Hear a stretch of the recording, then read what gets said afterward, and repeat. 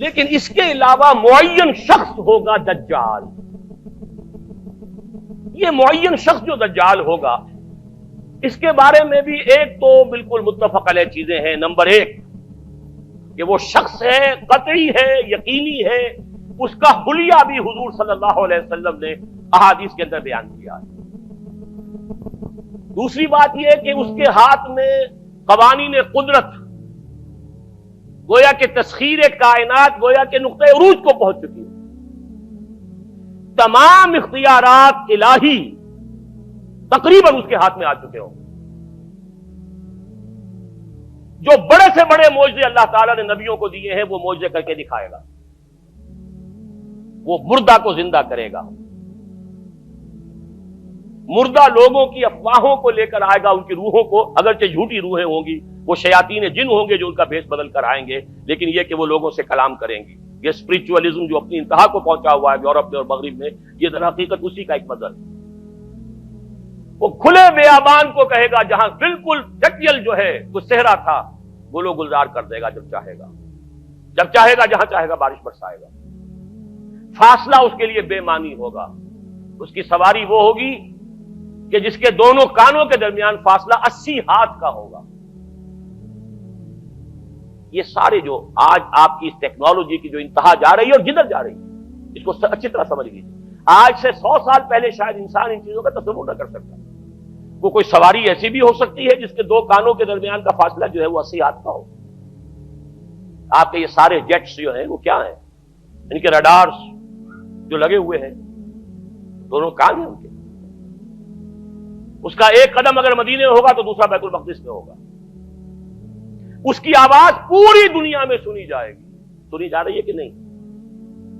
یہ ساری قدرت، ساری قوتیں، تسخیر کائنات کلیتاً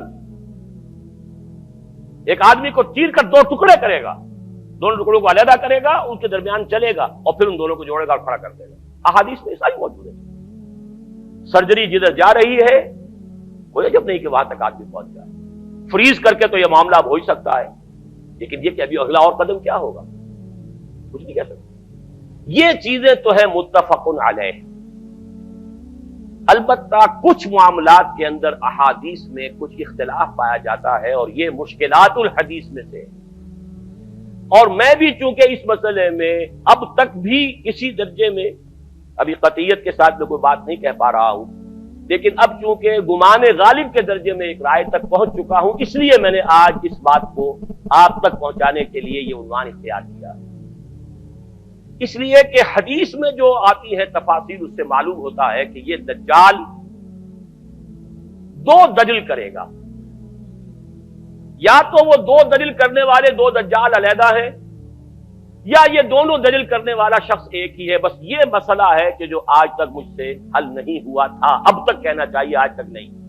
اور یہ اس میں علماء سے بھی گفتگو ہوئی ہے، اور جن لوگوں نے اس مفہوم موضوعات پر اپنا وقت لگایا ہے ان سے بھی گفتگویں ہوئی ہیں، تو وہ بھی اس مسئلے کو حل کرنے سے تاحال قاصر رہے. لیکن یہ کہ اب میری رائے یہ ہے کہ یہ دو شخص ہیں علیحدہ علیحدہ، واللہ عالم. لیکن ایک رائے تک میں پہنچ چکا ہوں، اس لیے وہ رائے آپ کے سامنے رکھ رہا ہوں، اور آپ کے ذریعے سے وہ آگے بھی پھیلے گی تو اہل علم کے ساتھ جو ہے اس معاملے کے اندر تبادلہ خیالات کی بھی نوبت آئے گی انشاءاللہ. لیکن یہ کہ اس میں یہ بات قطعی اور یقینی ہے کہ اس طرح کا ایک شخص پیدا ہوگا. البتہ یہ کہ آیا وہ دو ہوں گے دو مختلف اوقات میں، یا ایک ہی ہوگا ایک ہی وقت میں، صرف اس میں اختلاف ہے. میرے نزدیک وہ دو ہوں گے. ایک وہ شخص جو جھوٹا مسیح ہونے کا دعویٰ کرے گا، المسیح الدجال. جیسے حضور نے فرمایا میری امت میں 30 دجال اٹھیں گے جو نبی کا دعویٰ کریں گے، جن میں سے 5-6 تو حضور کے اپنے زمانے میں اور آپ سے متصل اٹھ کھڑے ہوئے تھے. بعد میں محمد علی باب ہو، بہاء اللہ ہو، قادیانی، اور نہ معلوم کہاں کہاں کون کون اٹھے ہوں گے، واللہ عالم. اسی طریقے سے ایک شخص مسیح ہونے کا دعویٰ کر کے کھڑا ہوگا، یہودی ہوگا. یہ ہے اصل میں وہ شے. اور اس میں جو ان دونوں شخصیتوں کے مابین اگر کوئی ذرا سا اگر ابہام رہا ہے تو میں ایک حدیث بھی نوٹ کر کے لایا تھا، حضرت عبادہ ابن صامت رضی اللہ تعالی عنہ سے ہے، عن رسول اللہ ہے، انی حدثتکم عن الدجال حتی خشیت اللہ تعقلوا. میں نے تمہیں دجال کے بارے میں بہت سی باتیں بتائی ہیں تو مجھے یہ گمان ہوا کہ شاید تم اسے سمجھ نہ پاؤ. یہ اندیشہ خود حضور صلی اللہ علیہ وسلم کو ہوا ہے، اور یہ سنن ابی داؤد کی روایت ہے۔ بہرحال میں جو کچھ عرض کر رہا ہوں کہ میں اس رائے تک پہنچا ہوں کہ یہ دو علیحدہ شخصیتیں ہیں۔ ایک تو یہ ہے کہ ایک مسیح الدجال کھڑا ہوگا یہ ایک دعویٰ کر کے کہ میں مسیح ہوں، چونکہ اس کا زمانہ بالکل قریب آ چکا، اس لیے میں آپ کو اس کے بارے میں خبردار کر رہا ہوں۔ دوسرا جو مسیح جس کی شخصیت مسیح دجال کی آتی ہے، دجال اکبر، میں صرف اشارہ کروں گا، پھر کبھی انشاءاللہ اس موضوع پر تفصیل سے گفتگو ہوگی، وہ میرے نزدیک بالکل قریب قیامت کی ایک علامت ہے۔ جو خدائی کا دعویٰ کرے وہ جھوٹا خدا ہوگا، یہ جھوٹا مسیح ہوگا، المسیح الدجال۔ الدجال الاکبر وہ ہوگا کہ جو قیامت کے بالکل قریب کی تین نشانیاں ہیں، جبکہ وہ آ جائیں گی تو حدیث میں آتا ہے کہ اس کے بعد کسی شخص کے ایمان لانے کا، توبہ کرنے کا فائدہ نہیں ہوگا۔ ویسے تو علامات قیامت جو ہے ان میں سب سے پہلی میں نے بتایا تھا حضور کی بعثت خود علامات میں سے، اس کے بعد 10 علامتیں حضور نے گنوائی ہیں، اور وہ تدریجاً پوری ہوتی چلی جائیں گی۔ آخری علامات کے لیے حدیث سن لیجئے، عن ابی ہریرہ رضی اللہ تعالی عنہ قال قال رسول اللہ صلی اللہ علیہ وسلم ثلاث اذا خرجنا لا ينفع نفسا ایمانا لم تكن آمنت من قبل او کسبت فی ایمانها خیرا، طلوع الشمس من المغرب وخروج الدجال ودابۃ الارض۔ تین نشانیاں وہ ہیں کہ جب وہ ظاہر ہو جائیں گی تو پھر کسی کا ایمان لانا مفید نہیں ہوگا جو پہلے ایمان نہیں لایا تھا، یا جس نے اس سے قبل اپنے ایمان میں کچھ اعمال صالحہ کی کمائی نہیں کی تھی۔ یعنی گویا کہ توبہ کا دروازہ بند ہو جائے گا۔ جیسے جب موت کے آثار شروع ہو جاتے ہیں تو توبہ کا دروازہ انسان کے لیے بند۔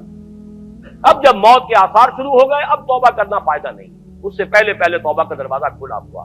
معلوم یغرغر، جبکہ وہ موت کے آثار شروع ہو جاتے ہیں، گھنگرو بولنا شروع ہو جاتا ہے، معلوم ہوتا ہے کہ اب جا رہا ہے، اب توبہ بیکار۔ اسی طریقے سے پوری نوع انسانی کے لیے توبہ کا دروازہ بند ہوگا ایک وقت میں آ کر کہ اب کسی کے لیے توبہ نہیں، ایمان نہیں، اور اس کے لیے 3 علامتیں بیان ہوئی ہیں، یہ بھی مسلم شریف کی روایت ہے۔ آپ نے فرمایا 3 چیزیں وہ ہیں کہ جب وہ ظاہر ہو گئیں تو پھر کسی کا ایمان لانا جو اس سے پہلے ایمان نہیں لایا تھا، اور اپنے ایمان میں اس نے کچھ اعمال صالحہ کی کمائی نہیں کی تھی، اب قتل مفید نہیں ہوگا اس کے لیے ایمان لانا۔ وہ 3 نشانیاں ہیں، طلوع الشمس من المغرب، سورج مغرب سے طلوع ہوگا۔ نظام شمسی میں کوئی اختلال ایسا ہوگا کہ جس سے سورج بجائے مغرب سے نکلے گا۔ وہ خروج الدجال ودابۃ الارض، ایک زمین سے کوئی چوپایا برآمد ہوگا، بعض احادیث میں آتا ہے کہ مروہ کے قریب سے وہ برآمد ہوگا جو گفتگو کرے گا انسانوں سے۔ یہ بالکل خرق عادت، یعنی وہ چیزیں کہ جن کا کوئی تعلق اب اسباب جو ہے دنیا کے ان سے کوئی تعلق نہیں ہے، کوئی فزیکل لا سے تعلق نہیں ہے، وہ بالکل معجزے ہوں گے، خرق عادت ہوگا۔ اور خروج دجال، وہ دجال جو خدائی کا دعویٰ کرے گا، اور حدیث میں آتا ہے کہ بہت کم لوگ ہوں گے کہ جو اس کے سامنے رک سکیں گے، اکثر و بیشتر جو کمزور ایمان والے لوگ ہوں گے وہ اسے خدا تسلیم کر کے اس کی پرستش شروع کر دیں۔ میرے نزدیک یہ آخری چھلنی ہوگی جو لگائی جائے گی اہل ایمان کو ایک طرف کرنے کی، اور یہ قیامت کی نشانیوں میں سے آخری نشانیوں میں سے ہے۔